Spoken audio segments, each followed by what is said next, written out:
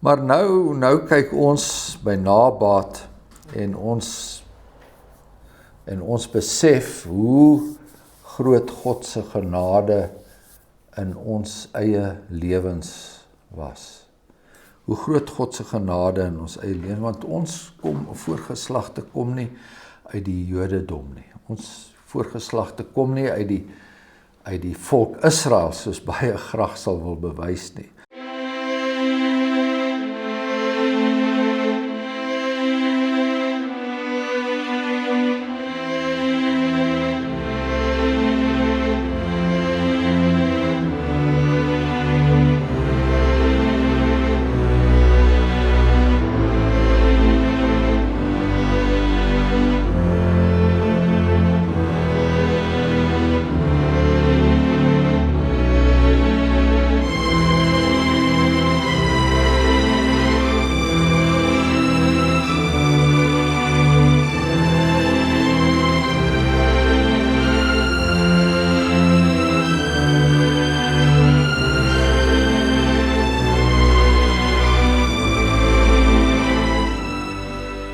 Ons kom vanaand by die derde episode in die apostel Petrus se verhaal. Eerste die man wat daar deur hom gesond gemaak is, wat eintlik al 8 jaar bedlêend en verlam was, Eneas, en dan ook die gebeure rondom Dorcas, Tabitha. En vanaand kyk ons na hoofstuk 10, die hoofman Cornelius. Voor ons begin, kom ons bid saam. Ons hemelse Vader, genadige God, God wat alles beskik het, alles wat aan ons voorsien het, die grootste skat van almal, u seun Jesus Christus, naas u ook God, en wat aanbid moet word, en ons dank u vir die genade wat ons het in sy heilige naam, en dan die wonderlike werking van die Heilige Gees ook in ons lewens, om vir ons weer vanaand hier by mekaar te bring rondom u woord, rondom die boodskap wat daarin opgesluit is, en mag ons ook daaruit gestig word, gevoed word, en gelei word, ook op ons eie pad, deur die ewige lewe, na die ewige lewe, ook op ons eie pad, deur hierdie lewe, hier waar ons ook daagliks die uitdagings het, wat mense het, maar ook die oproep het, dat ons die evangelie self sal uitdra. Maak ons bewus daarvan, ons vra dit in die naam van ons Here Jesus Christus, ons Verlosser. So ons lees in Handelinge 10, en daar was in Caesarea 'n man met die naam van Cornelius, 'n hoofman oor 100 van die sogenaamde Italiaanse leerafdeling. Hy, met sy hele huis, was vroom en godvreesend en het baie almoses aan die volk gegee en was altyd deur in die gebed tot God. Hy het duidelik in 'n gesig omtrent die 9de uur van die dag 'n engel van God na hom sien inkom en vir hom sê, Cornelius. En hy het die oë op hom gehou en vol vrees gesê, wat is dit my Heer? Toe antwoord hy hom, jou gebede en jou almoses het voor God in gedagtenis gekom. Stuur dan nou manne na Joppe en laat vir Simon haal wat ook Petrus genoem word. Hy is tuis by 'n sekere Simon, 'n leerlooier, wie sy huis by die see is. Hy sal jou sê wat jy moet doen. En toe die engel wat met Cornelius gespreek het weg was, roep hy 2 van sy huisbediendes en 'n vroom soldaat van die wat altyd by hom was, en vertel hulle alles en stuur hulle na Joppe. En die volgende dag, terwyl hulle op pad was en naby die stad kom, het Petrus omtrent die 6de uur op die dak geklim om te bid. En hy het baie honger geword en wou eet. En terwyl hulle besig was om klaar te maak, het daar 'n verrukking van sinne oor hom gekom.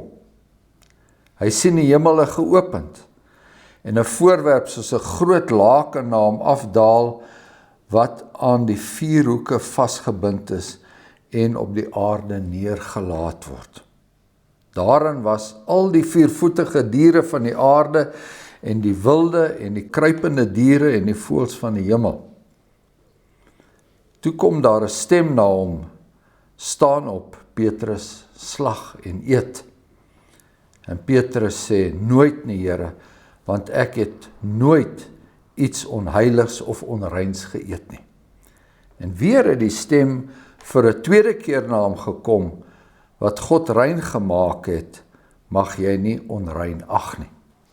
En dit het 3 maal gebeur, en die voorwerp is weer in die hemel opgeneem.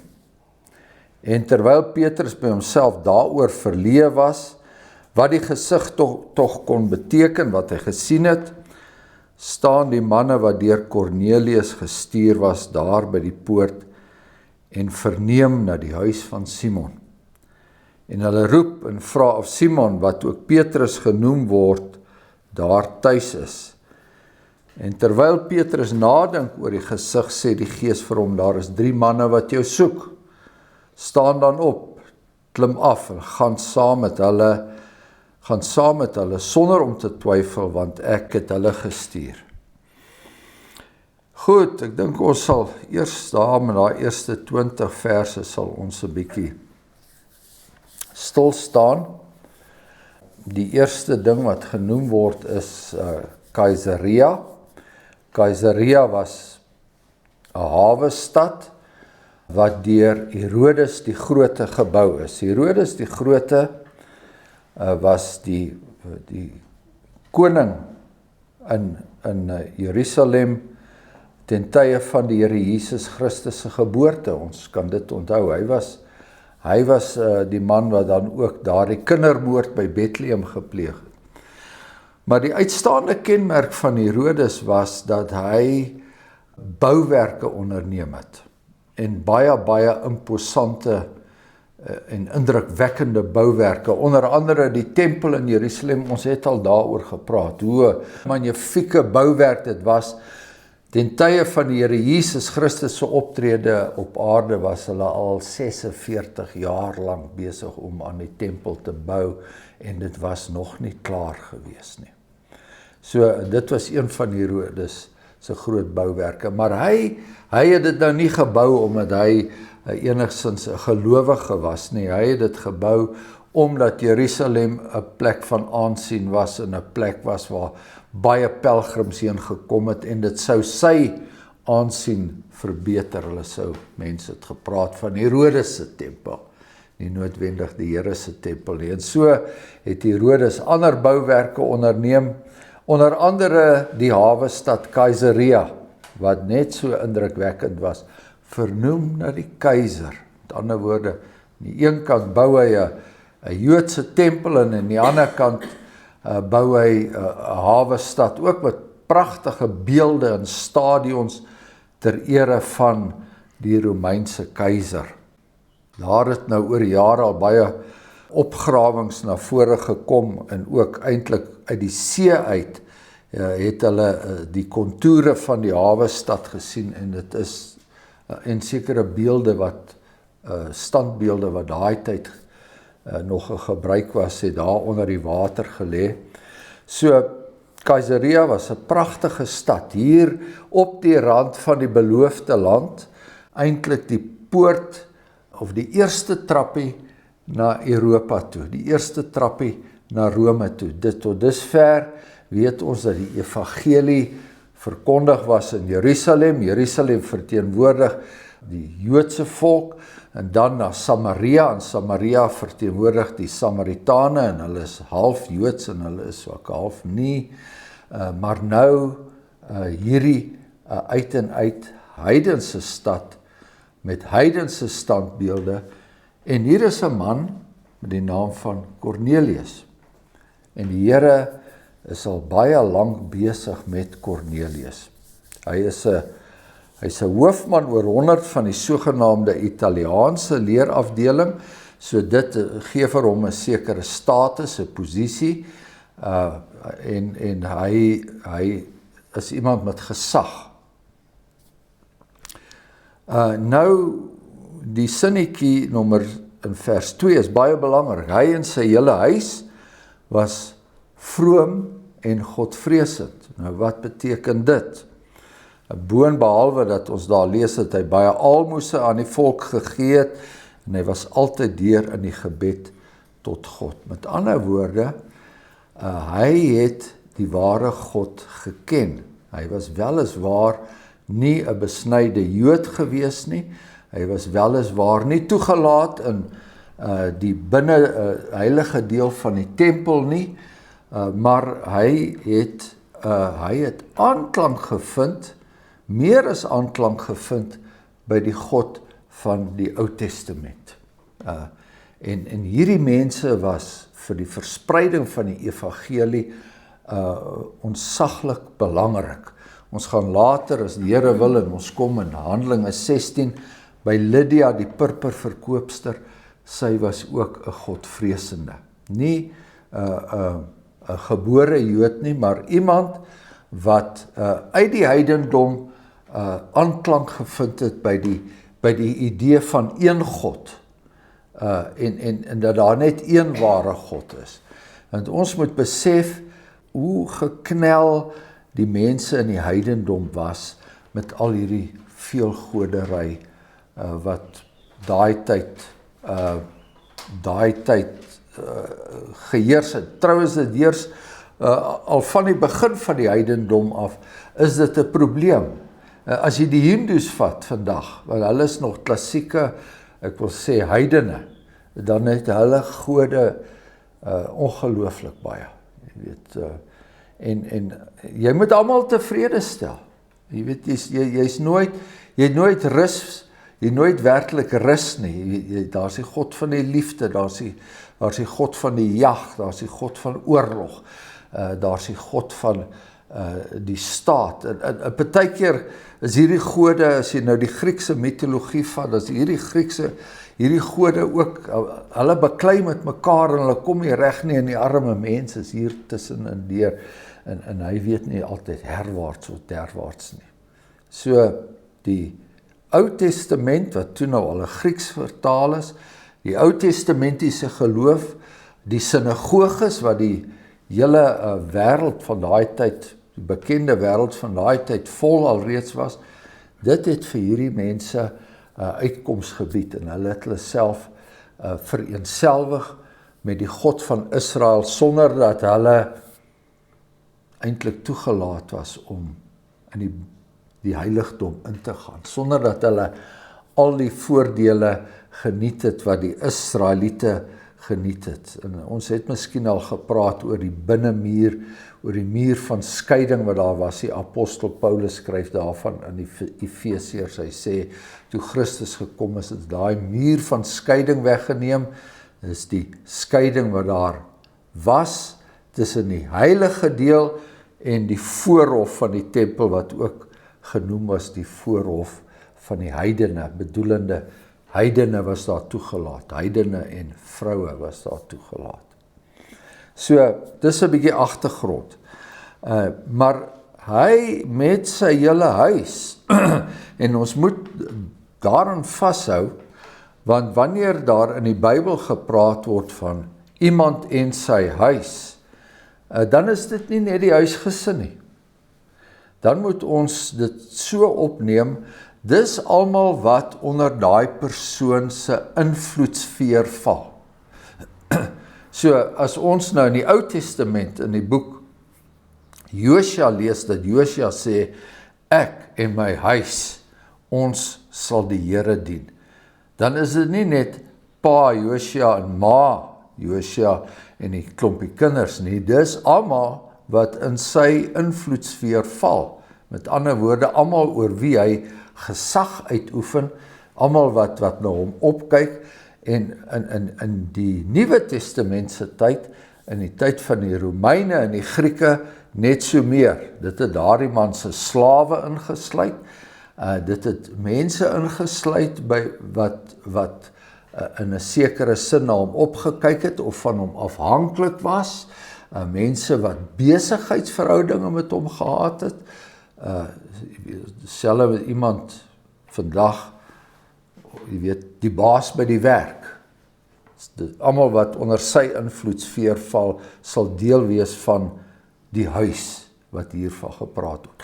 En hierdie huis het meer as hierdie huis het 100 soldate gehad van die Italiaanse leerafdeling, met ander woorde, hulle was suiwer Romeine, die Romeine het ook gebruik gemaak van soldate uit die volke wat hulle beheer het, en daar was gemengde leerafdelings, maar hierdie is 'n suiwer Romeinse leerafdeling, en Cornelius, en hy was vroom, hy was nie net, hy het nie net uiterlik hy het nie net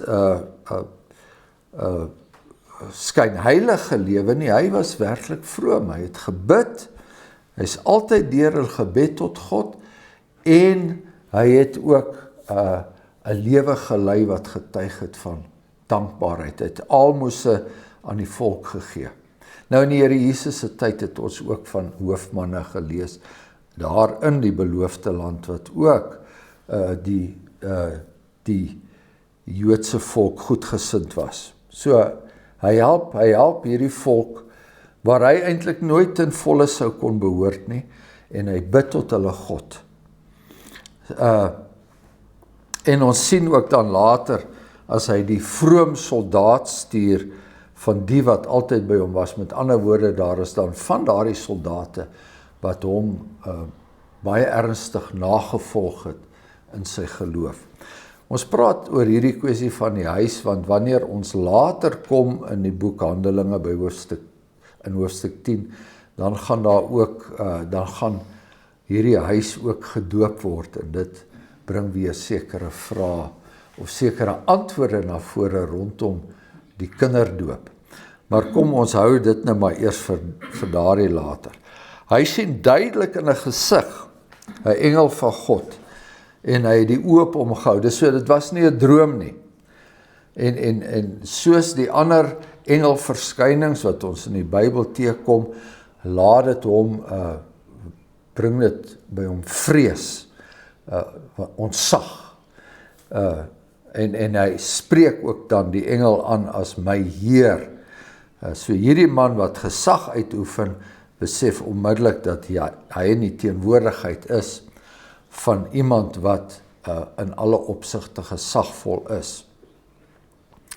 Die gedagte wat eerste na vore gebring word, is dat sy gebede en sy aalmoese het voor God in gedagtenis gekom. Met ander woorde, dit wat hy gebid het en dit wat hy gedoen het, dit was 'n aangename geur by God gewees. Net soos ons gebede en ons goeie werke 'n aangename geur is by God. Dis nog nie noodwendig iets wat ons redding gaan veroorsaak nie, maar dit is aanneemlik vir die Here. Dit is 'n aangename geur vir hom.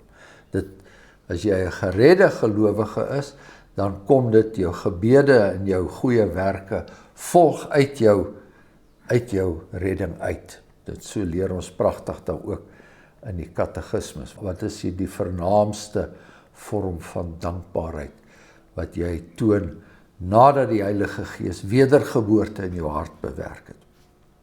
Maar die hoofman Cornelius, hy moet nog die Here Jesus Christus leer ken. Nou wat nou verder vir ons opvallend is, die engel, wat 'n boodskapper is van God, hy kan net sowel die evangelie aan hom verkondig. En ons vind dit telkens, Lukas die evangelie volgens Lukas, maar ook in die Handelinge, wat Lukas neergepen het, en dit is dat hierdie tipe verskynings, soos in die geval van Filippus, onthou vir Filippus, Filippus is na daardie hofdienaar toe gelei om die evangelie aan hom te bring.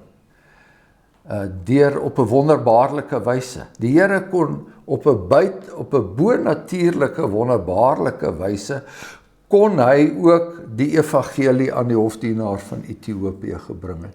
Maar nee, Filippus moet dit doen. Die eerste vroue wat daar met 'n engel praat by die Here Jesus se graf, wat sê die engel vir daardie vroue? Die engel sê, gaan haal die apostels, want hulle moet hierdie boodskap uitdra.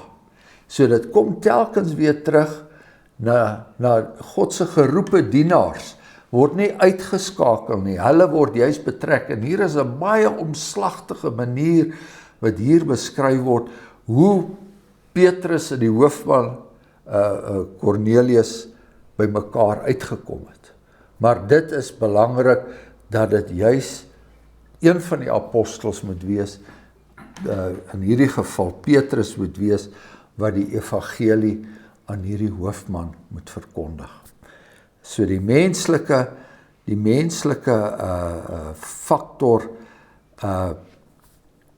word nie uitgeskakel nie. Nou ja, nou kom ons by die hele kwessie van die vooroordeel wat daar was. Daar was sekerlik ook tot 'n mate dalk vooroordeel by Cornelius se manne, want hy was 'n gesiene persoon. Hier word hy gestuur na 'n leerlooier se huis toe, wat ons nou verlede keer gesê het, nie die mees indrukwekkende beroep was van destyds nie, om 'n sekere Petrus te gaan haal. Wie is die Petrus? Hoekom nou juist hy? Soos Naaman, daar in die boek Konings waar ons gelees het, om van sy melaatsheid te genees, moes hy na die rivier Jordaan toe gaan. Hoekom nou na die Jordaan rivier toe gaan? Wat is nou so spesiaal daaraan? Nee, daardie gehoorsaamheid is belangrik. So goed, nou, in daai tyd ervaar Petrus self 'n gesig. 'n verrukking van sinne het oor hom gekom, en hy sien die hemele geopend, en 'n voorwerp soos 'n groot laken na hom afdaal, wat aan die 4 hoeke vasgebind is. Nou, as ons nou mooi dink oor daardie laken, en wat alles binne-in is, volgens dit wat Petrus sien in hierdie gesig, die 4 hoeke, die 4 uithoeke van die aarde, oos, wes, noord en suid, en alles word by mekaar gebring, en binne in daardie laken is daar 'n versameling diere, party rein, party eetbaar, en party diere goed wat eintlik weersinwekkend is en afskuwelik is.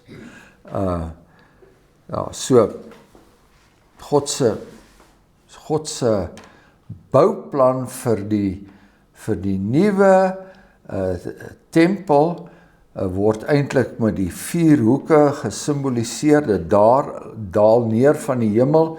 Mense wil nie te veel daarin lees nie, maar ons sien uiteindelik dat die bouplan vir die nuwe Jerusalem in Handelinge in Openbaring 22, 21 en 22, dit daal neer van die hemel hier na die aarde toe. En wat is in daardie laken, soos ons gesê het, 4-voetige diere, en die wilde en die kruipende diere en die voëls van die hemel. Dit wat God aanvanklik geskaap het, in Genesis 1 vers 24, laat die aarde lewende wesens voortbring volgens hulle soorte, kruipende diere, wilde diere volgens hulle soorte.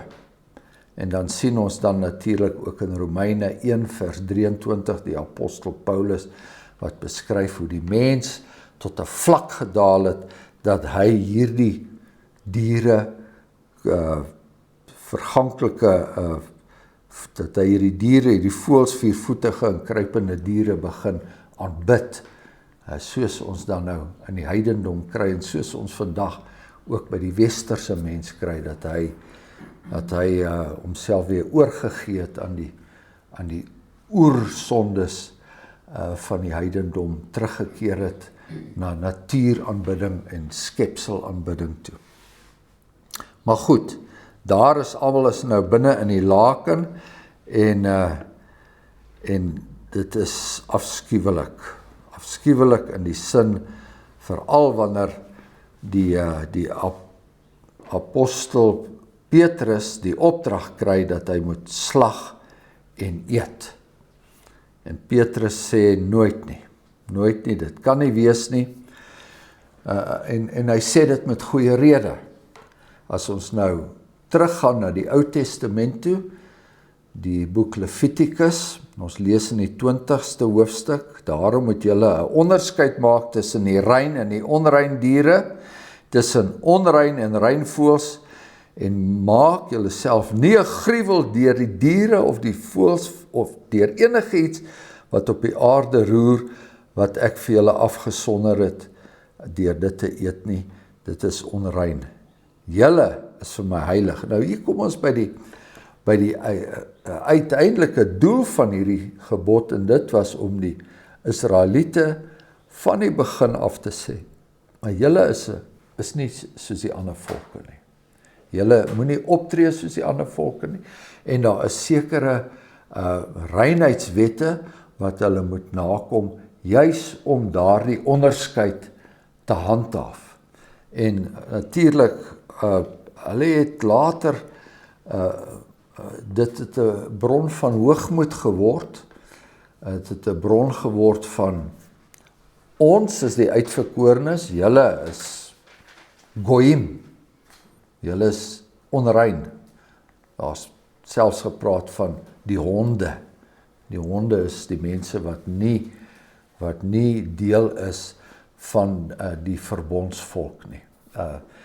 Maar die Here se idee was nie noodwendig om te sê dat daardie mense was vir ewig verlore nie. Die idee was om te sê dat julle moet vir hulle 'n voorbeeld wees, julle moet julleself afsonder en julle moenie aan hulle gebruike deelneem. Onder andere ook tatoeëring en hulle homoseksuele gebruike, 'n man moenie by 'n man lê nie en so meer.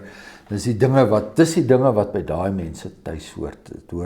Dit hoort nie by ons tuis nie. So, maar nou kyk ons by nabaat en ons besef hoe groot God se genade in ons eie lewens was.